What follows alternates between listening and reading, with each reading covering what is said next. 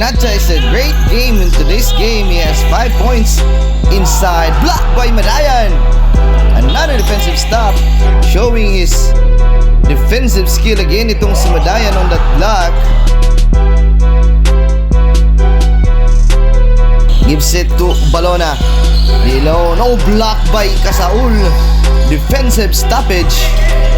Block on a 3-point attempt, and talagang tatapalin mo gawat nakadalawa na yan kanina. That Cantalejos, first try na 3 points, no good. And everybody's now struggling in the 3DLS. And a steal. And can he go all the way? Against 3. The smallest man in the court. Just dancing.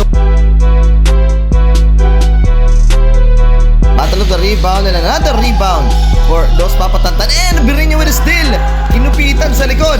What will he do? Oh, and a nice assist to Salcedo. Great recognition, and inabangan niya talaga yung pagbagsak niya. Para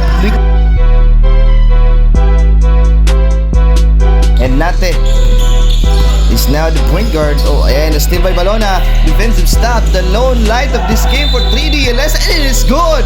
May kasama pa na foul. What a play para kay Balona. And sasabihin ko sana na